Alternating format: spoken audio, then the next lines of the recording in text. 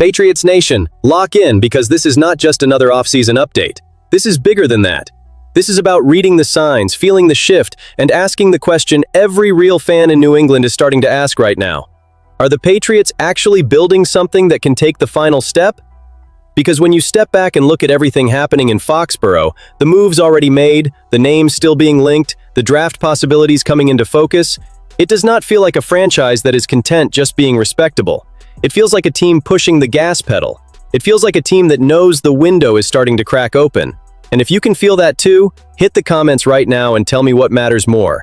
Fixing the pass rush or going all in for a true #1 weapon for Drake May? Let's start with the draft, because one of the most interesting signals out there right now is the growing connection between New England and Missouri pass rusher Zion Young.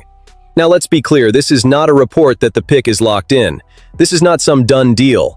This came out of a mock draft from Phil Perry, so we need to keep the facts separate from the projection. But man, once you look at the fit, it gets real interesting real fast. We are talking about a 6'6", 262-pound edge player with length, power, and a violent style that jumps off the page.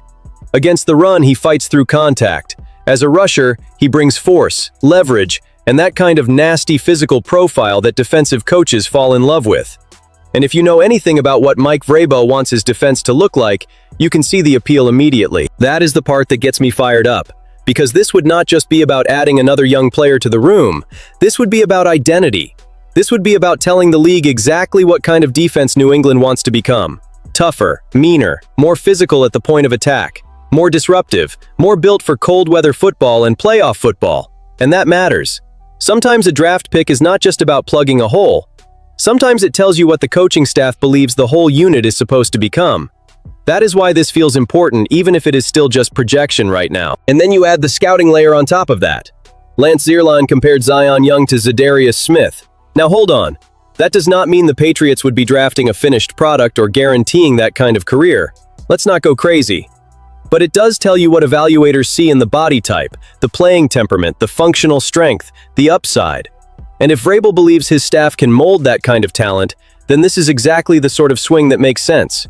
A young edge with tools, aggression, and room to grow inside a defensive culture that wants to hit first and hit hard. That is not random. That is a blueprint. So I want to hear from you on this one.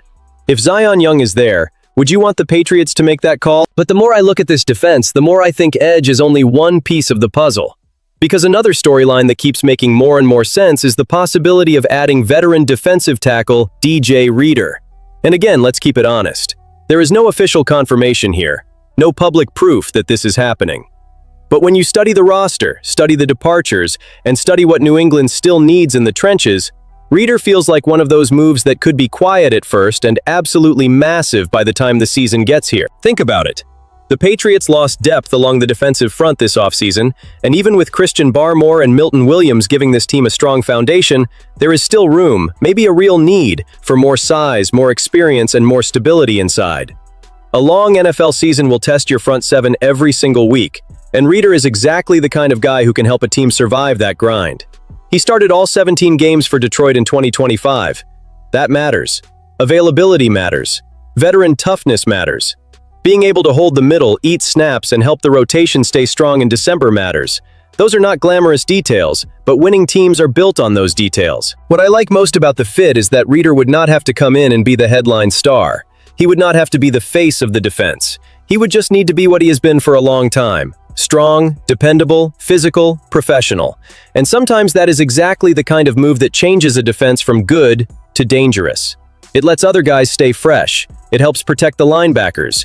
It gives the coaching staff more flexibility. It allows the whole front to play with more juice deep into games. That is what real trench depth does. It may not own the news cycle, but it shows up in the fourth quarter.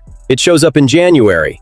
It shows up when the weather is bad and the game gets ugly and somebody has to win at the line of scrimmage. So yeah, if the Patriots are serious about making this defense stronger, deeper, and more durable, I think DJ Reer is exactly the kind of move they should be exploring. Not because it is flashy, but because it is smart. Not because it wins the offseason, but because it might help win actual football games. Tell me if I'm wrong, but that kind of move feels very Patriots to me. Now let's turn the heat up, because there is another name out there that keeps stirring debate, and that is Jaded Clowney. And I know, the second you hear that name, the room splits. Some fans hear veteran pass rusher and think, yes, bring in experience, bring in juice, bring in someone who can still affect games. Others hear older player and immediately want to move on. But if you ask me, the Patriots would be crazy not to at least examine this seriously. The pass rush is still a major question mark. That is just the truth. New England made defensive improvements, sure, but then K'Lavon Chaisson walked in free agency, and that only made the need more urgent. The draft may be deep at edge, and it probably will be a major focus, but why should that stop you from adding a veteran who can still get after the quarterback and help teach the next wave? Clowney is coming off an 8.5 sack season in just 13 games. That is not ancient history.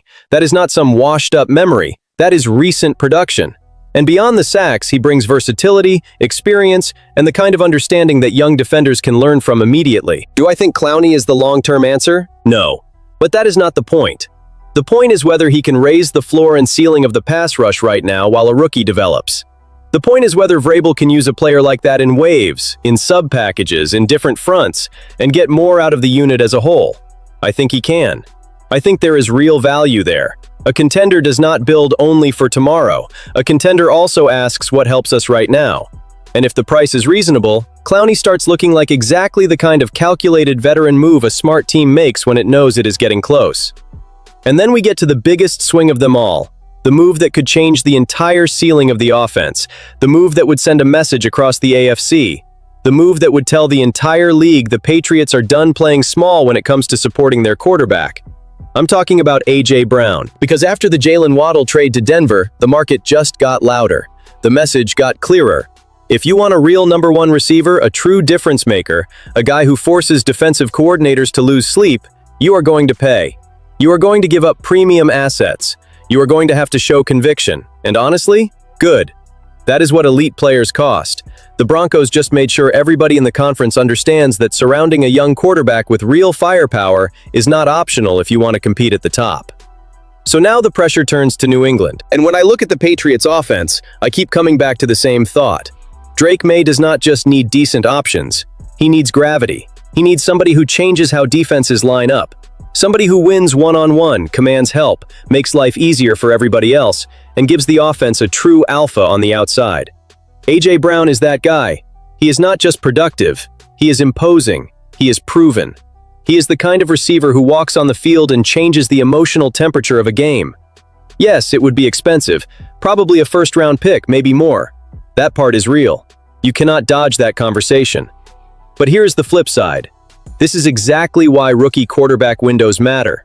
This is exactly when you attack. Drake May is still on that rookie deal. The Patriots have cap space. They have a young quarterback worth investing in. And they are in a conference where everybody is loading up. If there were ever a time to be aggressive, this would be it. I understand the idea of spreading the ball around.